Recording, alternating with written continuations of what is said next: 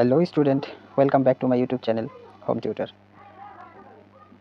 আগের ভিডিওতে আমরা জেনেছি যে কোনো সংখ্যা 2, 3, 4 এবং 5 দ্বারা বিভাজ্য হবে কি না তা আমরা কিভাবে বুঝবো, দেখে কিভাবে বুঝবো। আজকে আমরা নতুন একটা শিখবো যে কোনো সংখ্যাকে 6 দিয়ে বিভাজ্য হবে কি না তা কিভাবে বুঝবো। এবার কোনো সংখ্যাকে 6 দিয়ে ভাগ করার আগে আমরা দেখে নিব যে কোনো সংখ্যাকে 2 এবং 3 দিয়ে ভাগ করা যায় কি না সেটা কীভাবে বুঝবো।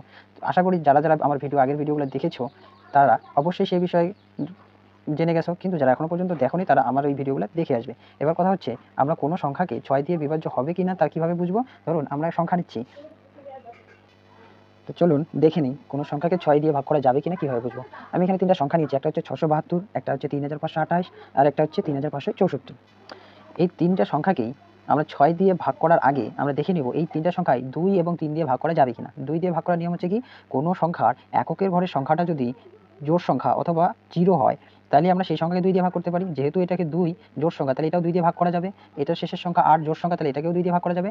এই যে পরের যে সংখ্যাটা শেষের সংখ্যাটা মানে এককের ঘরের সংখ্যাটা 4 জোড় সংখ্যা, তার মানে এটাকেও 2 দিয়ে ভাগ করা যাবে। এবার আসলে প্রত্যেকটা সংখ্যাকে আমরা 2 দিয়ে ভাগ করতে পারবো। এবার হচ্ছে এই প্রত্যেকটা সংখ্যাকে আমরা 3 দিয়ে ভাগ করতে পারবো। দেখি 6 আর 7 হচ্ছে 13, 13 দিয়ে 15, ফলে 15কে আমরা 3 দিয়ে ভাগ করতে পারি। 3 5 15, তার মানে এটা সংখ্যাটাকেও 3 দিয়ে ভাগ করা যাবে।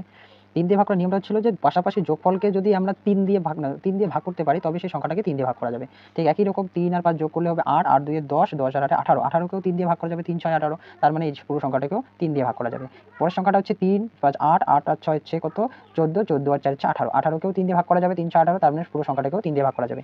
আমরা দেখে নিলাম যে প্রত্যেকটা সংখ্যাকে 2 এবং 3 দিয়ে ভাগ করা যাবে। তাহলে সুতরাং প্রত্যেকটা সংখ্যাকে যেহেতু 2 ও 3 দিয়ে ভাগ করা যায়, সুতরাং আমরা বলতে পারবো প্রত্যেকটা সংখ্যাকে 6 দিয়ে ভাগ করা যাবে। কেমন করে দেখে ভাগ করি, 6 দিয়ে, 6কে 6, পরে একটা সংখ্যা আছে 7, তাহলে আবার 6কে 6, বাকি থাকলো 1 2 12, 6 2 12, তাহলে ভাগ করে হলো 112। ঠিক একই রকম এটাকে যদি 6 দিয়ে ভাগ করি তাহলে হচ্ছে 5 6 30, বাকি থাকলো 5 52, তাহলে 6 আসছে 48, তাহলে 52 থেকে 48 গেলে থাকলো 4 48, তাহলে আবার 6 আসছে 48, তাহলে উত্তর হলো 5 6 88।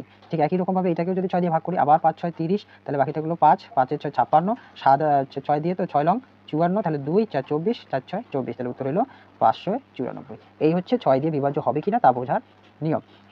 আশা করি আমার ভিডিওগুলো ভালো লাগে। যদি ভালো লাগে তাহলে সাবস্ক্রাইব করে পাশে থাকবেন। ধন্যবাদ।